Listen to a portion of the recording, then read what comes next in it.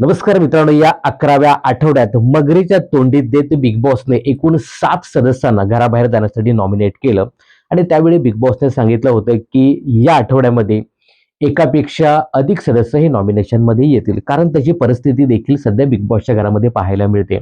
मित्रांनो, हा बिग बॉसचा खेळ आहे ना, तो 15 आठवड्याचा आहे आणि सध्या सुरू आहे 11वा आठवडा. बिग बॉसच्या घरामध्ये सध्या एकूण 11 कंटेस्टंट आहेत.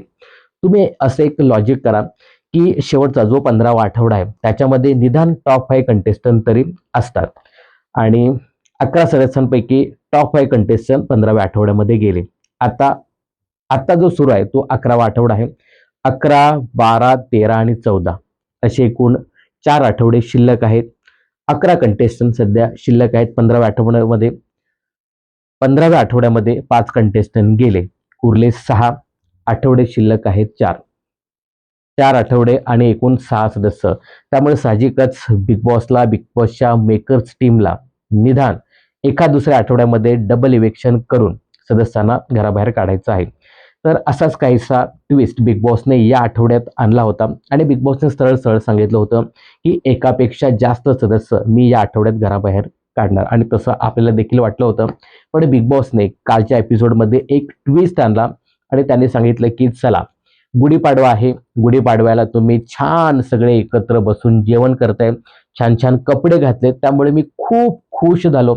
मला 90s मधले, 70s मधले, 80s मधले दिवस आठवले आणि मी खुश आहे.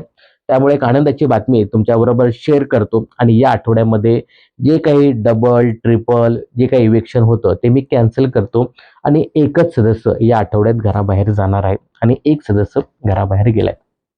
मित्रांनो, असं सोशल मीडियावर बोललं जातंय, याबद्दल मोठ्या प्रमाणात चर्चा रंगलेली होती किंवा आता सुद्धा आहे. ते मी तुम्हाला इथे सांगतोय की असं बोललं जात होतं की जे काही डबल इव्हेक्शन आहे त्या डबल इव्हेक्शन अंतर्गत सागर कारंडे या सदस्याला घराबाहेर काढणार होते.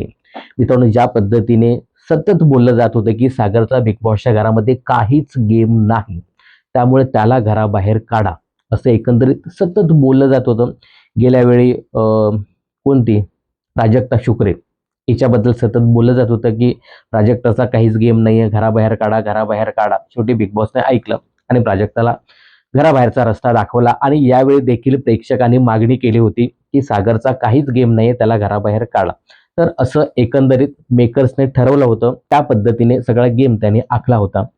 पण जो काही परवाच्या दिवशी टास्क झाला त्याच्यामध्ये जो सागरने अक्षरशः कपडे फाड परफॉर्मन्स दिला. मित्रांनो, हे जे काही बिग बॉसच्या घरामध्ये निदान 65 दिवस झाले त्या टास्कच्या दिवसापर्यंत, तर सागरने जो काही टास्क खेळला पूर्ण सीझन मध्ये, तर तो सगळ्यात बेस्ट टास्क होता आणि सागरला बऱ्यापैकी देखील वोटिंग झाली होती आणि त्यानंतर मेकर्सने ठरवले की बाबा, हा चांगला टास्क खेळाय, याला आपण ठेवूया, असं बोललं जातंय. हा आता हे किती खरं आहे किती खोटं आहे माहिती नाही.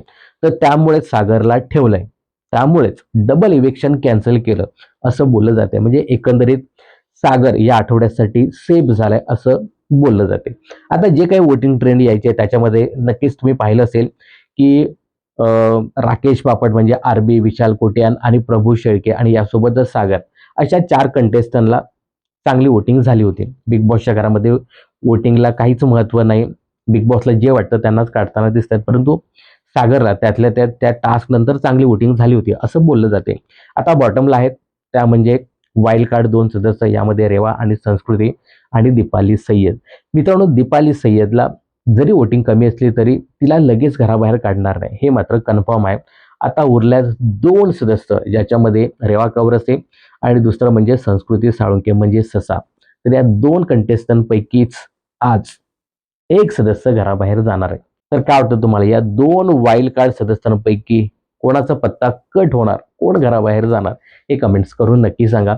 आणि सागरबद्दल जे काही सध्या सोशल मीडियावर बोललं जात होतं की सागरला घराबाहेर काढायचं होतं, परंतु तो चांगला गेम खेळला म्हणून त्यांनी डबल इव्हेक्शन कॅन्सल केलं.